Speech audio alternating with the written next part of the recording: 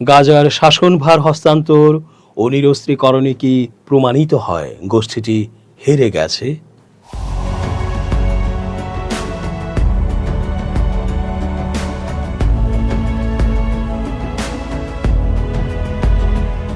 আসসালামু আলাইকুম দর্শক, কেমন আছেন? পুরো সংবাদ বিশ্লেষণ ও তথ্য পর্যালোচনায় বরাবরের মতোই আছি আমি এস জে রতন। শেষ পর্যন্ত দেখতে থাকুন আজকের পর্বটি। নিশ্চয়ই হয়তো আপনার মনের কথাটি আমরা বলতে যাচ্ছি। চেঞ্জ টিভির আন্তর্জাতিক চোখ আপনাদেরই অনুষ্ঠান।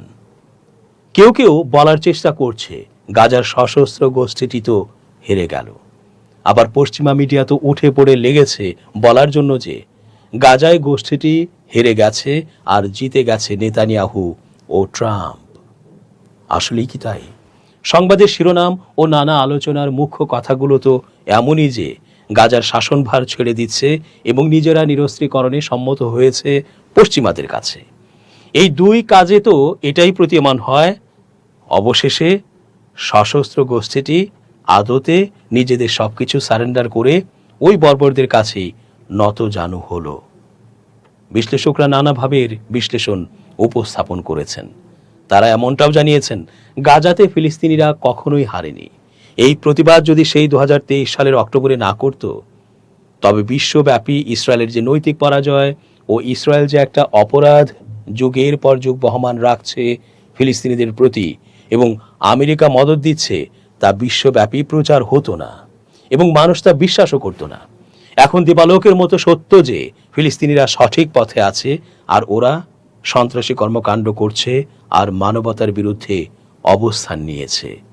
এই কয়েক বছরে ইসরায়েল নিজেদের দেশকে যে অবস্থানে নিয়ে যেতে চিন্তা করেছিল, সেই হামলার পর এখন ইসরায়েলের ধ্বংস ও হত্যাযজ্ঞ দেখে বিশ্ববাসী ও বিভিন্ন দেশ তাদের সম্পর্কে নেতিবাচক ধারণা পোষণ করছে এবং তাদের কাছ থেকে নৈতিক ও কার্যকরভাবে সকল রকমের সম্পর্ক থেকে সতর্ক থাকছে। বিপরীতে ফিলিস্তিনিদের অবস্থান আরও শক্ত হয়েছে, যেটা হতে আরও বহু বছর লেগে যেত। ততক্ষণে মারা পড়তো আরও বহু সংখ্যক মানুষ এবং একটি দীর্ঘমেয়াদী জুলুমের শিকার হতো বিশ্ববাসীকে আড়াল করেই। ব্রিটিশ সংবাদ মাধ্যম বিবিসিকে হামাসের এক জ্যেষ্ঠ কর্মকর্তা জানিয়েছেন, গাজায় সম্পূর্ণ নিরস্ত্রীকরণের বোর্ড অব পিসের প্রস্তাবে হামাস সম্মত হয়েছে। এ বিষয়ে শিগগিরই সংগঠনটির পক্ষ থেকে আনুষ্ঠানিক বিবৃতি দেওয়া হবে বলেও তিনি জানান। তবে এই বিষয়ে এখন পর্যন্ত কোনো মন্তব্য করেনি ইসরায়েল। এর আগে মার্কিন প্রেসিডেন্ট ডোনাল্ড ট্রাম্প দাবি করেন, বোর্ড অব পিসের মধ্যস্থতায় গাজায় হামাস এবং অন্যান্য সশস্ত্র গোষ্ঠীর সম্পূর্ণ নিরস্ত্রীকরণ বিষয়ে সমঝোতা হয়েছে। ট্রাম্প বলেন, নিরস্ত্রীকরণ সম্পন্ন হওয়ার সঙ্গে সঙ্গে ইসরায়েল গাজা থেকে সেনা প্রত্যাহার করবে। তিনি এই সমঝোতাকে গাজায় নতুন একটি ফিলিস্তিনি সরকারের অধীনে শাসন ব্যবস্থা প্রতিষ্ঠার পথে গুরুত্বপূর্ণ পদক্ষেপ হিসেবে উল্লেখ করেন। যুক্তরাষ্ট্রের মধ্যস্থতায় প্রস্তাবিত গাজা যুদ্ধবিরতির দ্বিতীয় ধাপে সশস্ত্র গোষ্ঠীর নিরস্ত্রীকরণ অন্তর্ভুক্ত রয়েছে। একই ধাপে যুদ্ধবিধ্বস্ত গাজা পুনর্গঠনের পরিকল্পনাও রাখা হয়েছে। গাজার সশস্ত্র গোষ্ঠীর ওই জ্যেষ্ঠ কর্মকর্তা বিবিসিকে জানান, সংগঠনটি নিরস্ত্রীকরণ পরিকল্পনায় সম্মত হয়েছে এবং এ বিষয়ে শিগগির আনুষ্ঠানিক ঘোষণা দেওয়া হবে। বিবিসি জানিয়েছে, তারা পরিকল্পনাটির খসড়া নথিও হাতে পেয়েছে এবং শিগগিরই এর বিস্তারিত প্রকাশ করবে। মার্কিন প্রেসিডেন্ট ডোনাল্ড ট্রাম্পের প্রস্তাবিত গাজা শান্তি পরিকল্পনার 4 পৃষ্ঠার একটি রোড ম্যাপ অনুযায়ী গাজার সশস্ত্র গোষ্ঠীর নিরস্ত্রীকরণ ধাপে ধাপে সম্পন্ন হবে এবং একই সঙ্গে পর্যায়ক্রমে গাজা থেকে সেনা প্রত্যাহার করবে ইসরায়েল। ব্রিটিশ সংবাদ মাধ্যম বিবিসির হাতে আসা ওই নথিতে বলা হয়েছে, নিরস্ত্রীকরণ ও সেনা প্রত্যাহারের প্রতিটি ধাপ যুক্তরাষ্ট্রের কর্মকর্তাদের তত্ত্বাবধানেই যাচাই করা হবে। তবে পরিকল্পনাটি নিয়ে এখনও কোনো মন্তব্য করেনি ইসরায়েল। রোডম্যাপের 3য় পৃষ্ঠায় নিরস্ত্রীকরণ প্রক্রিয়ার রূপরেখা তুলে ধরা হয়েছে। পরিকল্পনা অনুযায়ী প্রথমে গাজায় থাকা সব ভারী অস্ত্র উৎপাদন কেন্দ্র, অস্ত্র ভাণ্ডার এবং সুড়ঙ্গের পূর্ণাঙ্গ তালিকা প্রস্তুত করা হবে। এরপর গাজায় একটি আন্তর্জাতিক স্থিতিশীলতা বাহিনী মোতায়েন করা হবে। একই সঙ্গে গাজার প্রশাসনের জন্য ফিলিস্তিনি জাতীয় কমিটি নামে নতুন একটি প্রশাসনিক কাঠামো গঠন করা হবে, যা পুরো নিরস্ত্রীকরণ প্রক্রিয়া তদারকি করবে। নথিতে বলা হয়েছে, নিরস্ত্রীকরণ হবে ধাপে ধাপে এবং ধারাবাহিকভাবে। এজন্য 14 দিনের মধ্যে একটি সময়সূচি প্রস্তুত করা হবে। নিরস্ত্রীকরণ প্রক্রিয়ার সঙ্গে ইসরায়েলি সেনা প্রত্যাহারও পর্যায়ক্রমে সম্পন্ন হবে। প্রতিটি ধাপ যথাযথভাবে বাস্তবায়িত হয়েছে কিনা তা একটি যাচাই কমিটি পর্যবেক্ষণ করবে। পরিকল্পনায় আরও উল্লেখ করা হয়েছে, কোনো অস্ত্র ইসরায়েল বা কোনো নন প্যালেস্টাইনের পক্ষের কাছে স্থানান্তর করা হবে না। রোড ম্যাপ অনুযায়ী পুরো প্রক্রিয়া শেষ হওয়ার পর গাজায় কেবল নতুন গঠিত ফিলিস্তিনি কর্তৃপক্ষই অস্ত্র সংরক্ষণ, নিয়ন্ত্রণ ও ব্যবহারের একচ্ছত্র অধিকার রাখবে। গাজায় অস্ত্র সমর্পণ ও যুদ্ধ পরবর্তী শাসন ব্যবস্থা নিয়ে মার্কিন প্রেসিডেন্ট ডোনাল্ড ট্রাম্পের প্রস্তাবিত শান্তি পরিকল্পনায় নীতিগতভাবে সম্মতি দিয়েছে গাজার সশস্ত্র গোষ্ঠী ও অন্যান্য ফিলিস্তিনি সশস্ত্র গোষ্ঠী। পরিকল্পনা অনুযায়ী ধাপে ধাপে গাজাকে সম্পূর্ণ নিরস্ত্রীকরণ করা হবে এবং পরবর্তীতে উপত্যকার শাসনভার একটি নতুন ফিলিস্তিনি টেকনোক্রেটিক সরকারের কাছে হস্তান্তর করা হবে। পুরো প্রক্রিয়ার তদারকি করবে মার্কিন নেতৃত্বাধীন বোর্ড অব পিস। বৃহস্পতিবার ট্রাম্প এই চুক্তিকে ঐতিহাসিক পদক্ষেপ উল্লেখ করে বলেন, অস্ত্র সমর্পণ প্রক্রিয়া সম্পন্ন হলেই গাজা থেকে ধাপে ধাপে সেনা প্রত্যাহার করবে ইসরায়েল। একই সঙ্গে গাজার নিয়ন্ত্রণ একটি নতুন ফিলিস্তিনি সরকারের হাতে যাবে, যারা বোর্ড অব পিসের সঙ্গে সমন্বয় করে প্রশাসন পরিচালনা করবে। গাজার সশস্ত্র গোষ্ঠীর এক জ্যেষ্ঠ কর্মকর্তা বিবিসিকে জানিয়েছেন, গাজাকে সম্পূর্ণ নিরস্ত্রীকরণের পরিকল্পনায় সংগঠনটি সম্মত হয়েছে। শিগগিরই এই বিষয়ে আনুষ্ঠানিক ঘোষণা দেওয়া হবে বলে জানান তিনি। তবে ইসরায়েল এখনও এ বিষয়ে কোনো আনুষ্ঠানিক প্রতিক্রিয়া জানায়নি। আল জাজিরার হাতে আসা খসড়া চুক্তি অনুযায়ী আগামী 14 দিনের মধ্যে অস্ত্র সমর্পণের বিস্তারিত রূপরেখা প্রস্তুত করা হবে। প্রয়োজন হলে আন্তর্জাতিক যাচাইকরণ সংস্থার অনুমোদন নিয়ে এই সময়সীমা বাড়ানো যাবে।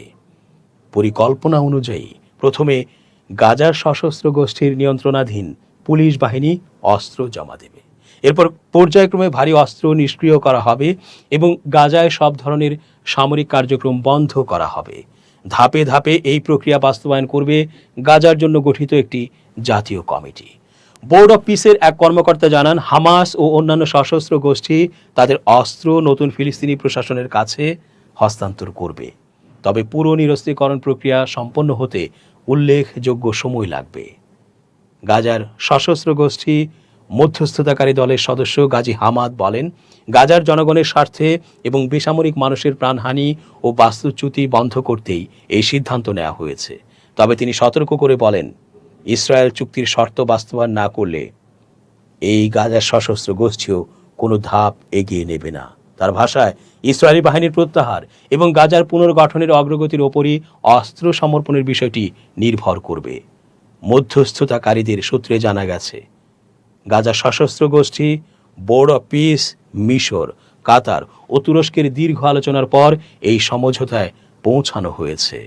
আগামী কয়েক সপ্তাহের মধ্যেই নিরস্ত্রীকরণ কার্যক্রম শুরু হতে পারে। একই সঙ্গে গাজা জুড়ে থাকা সুড়ঙ্গ, অস্ত্র কারখানা ও অস্ত্রাগার শনাক্ত করে নিষ্ক্রিয় করার পরিকল্পনাও রয়েছে। চুক্তি অনুযায়ী ইসরায়েলকে গাজায় মানবিক সহায়তা প্রবেশ নিশ্চিত করতে হবে এবং সামরিক অভিযান বন্ধ রাখতে হবে। পাশাপাশি একটি আন্তর্জাতিক ভেরিফিকেশন কমিটি গঠন করা হবে, যা চুক্তির প্রতিটি ধাপ বাস্তবায়ন পর্যবেক্ষণ করবে। ট্রাম্পের 20 দফা শান্তি পরিকল্পনা অনুযায়ী গাজার সশস্ত্র গোষ্ঠী শেষ পর্যন্ত প্রায় 2 দশকের শাসনের অবসান ঘটিয়ে গাজার প্রশাসনিক দায়িত্ব 15 সদস্যের একটি ফিলিস্তিনি টেকনোক্রেটিক সরকারের হাতে হস্তান্তর করবে। গাজার সশস্ত্র গোষ্ঠীর সম্পূর্ণ নিরস্ত্রীকরণ শেষ হওয়ার পরই নতুন সরকার আনুষ্ঠানিকভাবে দায়িত্ব গ্রহণ করবে এবং গাজার পুনর্গঠন কার্যক্রম শুরু হবে। অ্যাক্সিওসের প্রতিবেদনে বলা হয়েছে, চুক্তির আওতায় আগামী 8 মাসের মধ্যে হামাস তাদের সব ধরনের হালকা ও ভারী অস্ত্র নিষ্ক্রিয় করবে। একই সঙ্গে সুড়ঙ্গ নেটওয়ার্ক, অস্ত্র উৎপাদন কেন্দ্র এবং অস্ত্র ভাণ্ডারের পূর্ণাঙ্গ তথ্য সংশ্লিষ্ট কর্তৃপক্ষের কাছে হস্তান্তর করবে। এদিকে মিশরের রাজধানী কায়রোতে হামাস, মিশর, কাতার, তুরস্ক ও যুক্তরাষ্ট্রের মধ্যস্থতাকারীদের মধ্যে আলোচনা অব্যাহত রয়েছে। শিগগিরই আরেকটি বৈঠকে যুদ্ধবিরতির দ্বিতীয় ধাপ, আন্তর্জাতিক বাহিনী মোতায়েন এবং নতুন প্রশাসনের কার্যক্রম শুরুর বিষয়গুলো চূড়ান্ত হতে পারে বলে সংশ্লিষ্ট সূত্র জানিয়েছে। গাজার শাসনভার ও ধাপে ধাপে নিরস্ত্রীকরণের নীতিগত স্বীকৃতি গাজার সশস্ত্র গোষ্ঠীর সম্পূর্ণ আত্মসমর্পণ বা পরাজয় নয়, বরং এটি দীর্ঘ রক্তক্ষয়ী যুদ্ধ থেকে ফিলিস্তিনিদের রক্ষা এবং আন্তর্জাতিক মধ্যস্থতায় চলমান শান্তি পরিকল্পনার একটি কৌশলগত পদক্ষেপ। শাসনভার ছড়ার কারণ ও কৌশলগত হিসাব।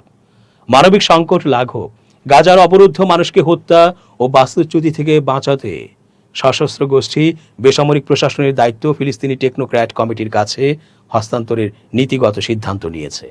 দখলদারের অজুহাত খর্ব, গাজার শাসন ব্যবস্থা নিরপেক্ষ প্রশাসনিক কাঠামোর হাতে ছেড়ে দিয়ে ইসরায়েলের ধ্বংসাত্মক সামরিক অভিযান ও আগ্রাসনের রাজনৈতিক অজুহাত দূর করতে চেয়েছে গাজার সশস্ত্র গোষ্ঠী।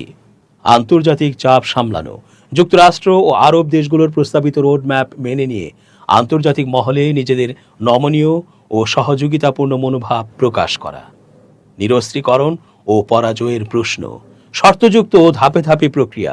হামাস স্পষ্ট জানিয়েছে যে অস্ত্র জমা দেয়া বা গুটিয়ে ফেলার বিষয়টি ইসরায়েলি সেনার পুরোপুরি প্রত্যাহার এবং ফিলিস্তিনিদের নিরাপত্তা নিশ্চিত করার শর্তের সাথে যুক্ত। একতরফা আত্মসমর্পণ নয়। অস্ত্রগুলো সরাসরি ইসরায়েল বা কোনো বহিরাগত শক্তির হাতে তুলে দেওয়া হচ্ছে না, বরং তা ফিলিস্তিনি জাতীয় কমিটির তত্ত্বাবধানে সংরক্ষণের রূপরেখা নিয়ে আলোচনা চলছে। রাজনৈতিক অস্তিত্ব রক্ষা, বিশ্লেষকদের মতে সরাসরি ক্ষমতা বা অস্ত্র সম্পূর্ণ খুইয়ে ফেলা নয়, বরং লেবাননের হিজবুল্লাহর মতো নেপথ্যে প্রভাব বজায় রেখে বেসামরিক প্রশাসনের মাধ্যমে টিকে থাকার এটি একটি বাস্তবসম্মত কৌশল। দর্শক, শেষ করছি আজকের মতো। এতক্ষণ ধৈর্য ধরে পুরো আয়োজনে থাকার জন্য অনেক ধন্যবাদ। শুভকামনা অহর্নিশ। change tv.press, এক ফোঁটা হলুদও নেই।